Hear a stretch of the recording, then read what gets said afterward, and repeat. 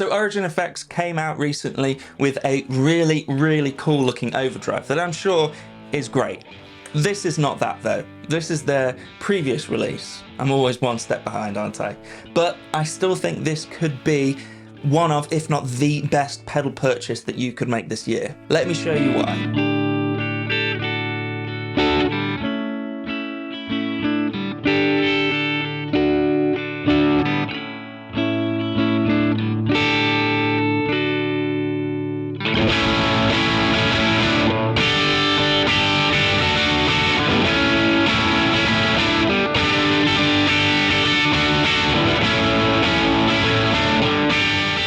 The original Universal Audio 610 preamp is an absolutely legendary piece of studio equipment and has been a staple on so many different recordings because it works amazingly on so many different types of instruments, any instrument in fact, including voice. Neil Young used it, Ray Charles used it, Presley used it, Jimi Hendrix used it, and the big one, Adele has used it. Just saying as well, I've also used UA's plug-in version of that preamp on my guitar tone for years in every demo, on this microphone for every demo as long as I've used this microphone. So, you know, that's probably the only time my name will ever be on a list with Adele, but there you go. So yeah, it's a pretty legit piece of gear, but it's something that has never been available, readily available anyway, to us guitar players unless we're super rich, or we have some fancy studio, or we have it as a plugin. So Origin Effects just went ahead and put a 610 preamp in a pedal.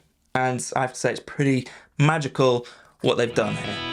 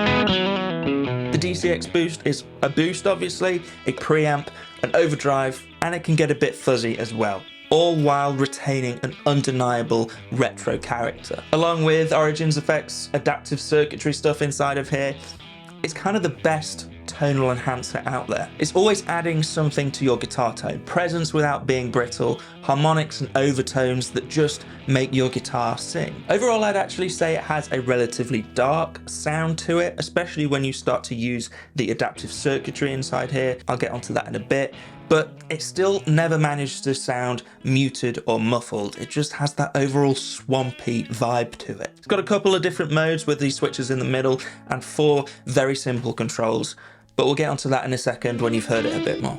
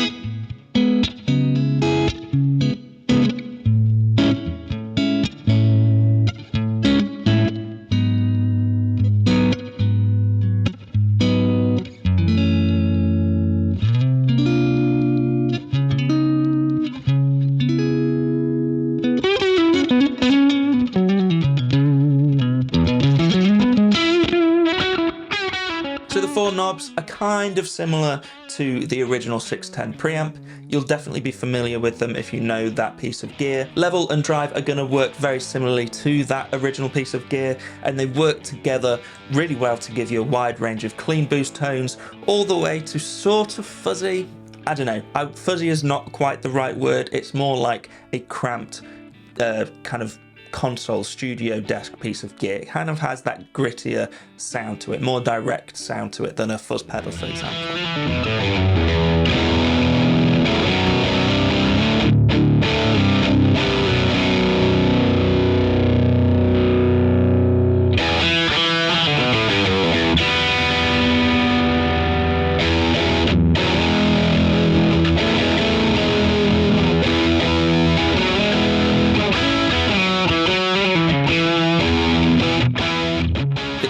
And HF knobs can also boost and cut high and low frequencies, and they've been fine-tuned to suit us guitar players, which is great because, you know, we don't know everything about EQ.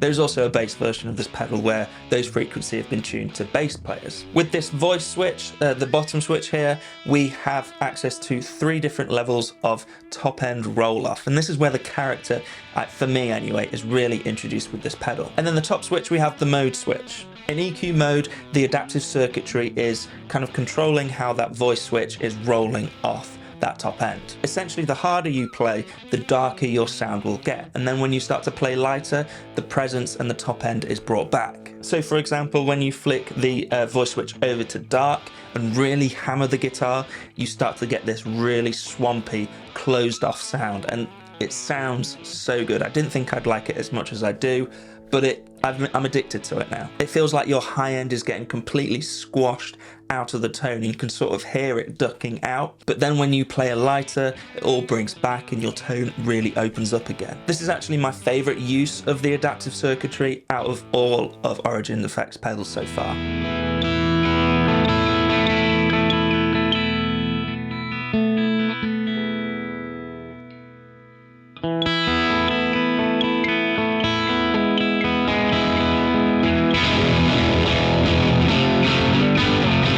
When we flip the mode over to the overdrive sound, not only are we getting more gain, but also the adaptive circuitry is disengaged. So the voice switch is essentially setting the character of the whole pedal. And this mode kind of feels like a completely different pedal altogether. You play it differently, you use it differently, and you set the controls differently as well. It's much more like a typical overdrive pedal in the overdrive mode, but still with a more studio preampy grittiness to it. I love it though, and it absolutely works as an alternative overdrive flavour on your pedal board.